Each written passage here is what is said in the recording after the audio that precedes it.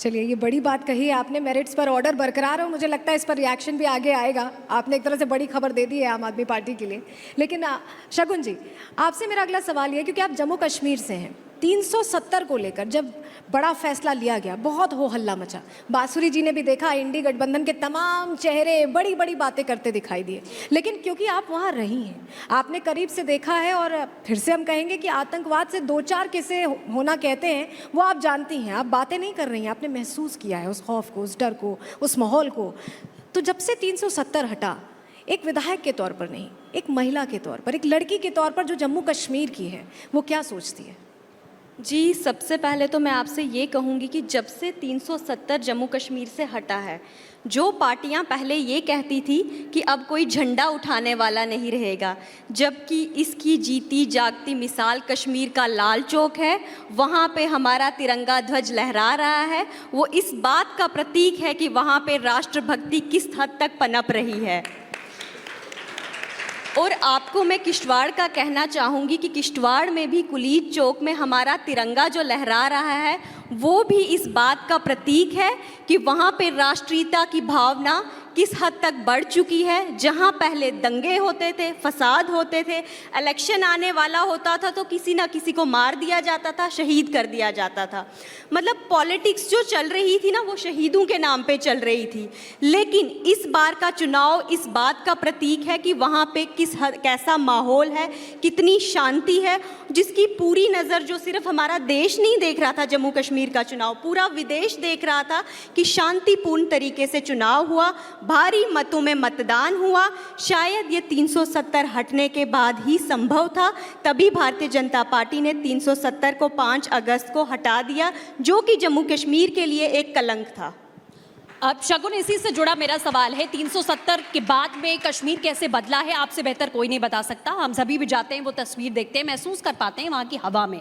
लेकिन जो अब पार्टी वहाँ है, जो मुख्यमंत्री हैं उमर अब्दुल्ला, वो 370 की वापसी की लगातार वो हिमायत करते हैं कि 370 वापस आना चाहिए, आर्टिकल हमारा वापस आना चाहिए। लगातार जनता के बीच में भी उन्होंने यही बात कही। लेकिन एक नरम रुख उमर अब्दुल्ला का देखा गया केंद्र सरकार के प्रति कि केंद्र से तालमेल तो बनाकर चलना पड़ेगा। क्या ये 370 का जो मुद्दा है वो अब पूरी तरह खत्म होने वाला है?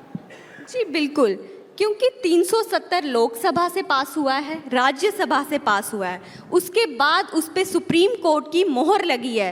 तो अगर वो 370 के नाम पे वोट मांग रहे हैं, या उन्होंने जो भी 370 के नाम पे किया, वो सिर्फ और सिर्फ कश्मीर की भोली भाली जनता को बेवकूफ़, जो वो पहले भी बनाते थे और आज भी वो वहाँ पे लोगों को बेवकूफ़ बना रहे हैं, जबकि वो अच्छे तरीके से जानते हैं कि 370 वापस लाने वाली कोई बात यहाँ पे संभव है ही नहीं। चलिए, अब हमने बहुत सारी गंभीर बातें कर ली, क्योंकि अब हमारे साथ दो ऐसे चेहरे हैं जो जिनके मन में जो होता है वो तुरंत बोलते हैं। तो एक रैपिड फायर राउंड अब हम यहाँ खेलेंगे। फटाफट से कुछ नेताओं के नाम मैं लूँगी, बांसुरी जी आपसे भी और शगुन जी आपसे भी। सृष्टि आपसे पूछेंगी, मैं बांसुरी जी से पूछूंगी। बांसुरी जी, आप ही से शुरुआत करते हैं। नहीं, शगुन से शुरू करिए। चलिए सृष्टि, शगुन उमर अब्दुल्ला की बात कर रहे थे, उमर अब्दुल्ला का नाम सुन के क्या आता है दिमाग में? कंफ्यूज्ड। बांसुरी जी, अरविंद केजरीवाल। फर्जीवाल। महबूबा मुफ्ती। वो बस झंडे के ही नाम पे राजनीति खेलती रहती हैं हमेशा। फुस। राहुल गांधी। बांसुरी जी।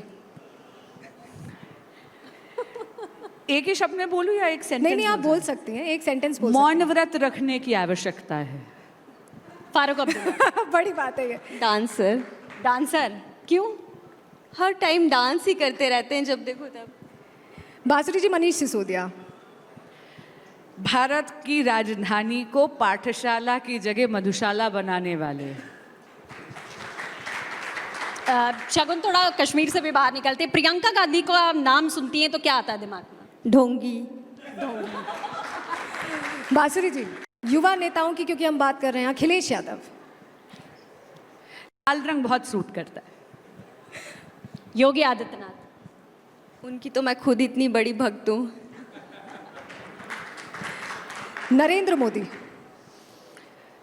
एक ऐसे प्रधानमंत्री जिन्होंने परिभाषा बदल के रख दी प्रधानमंत्री की, देश के प्रधान सेवक बन गए हैं, इसलिए हमेशा इतिहास याद रखेगा।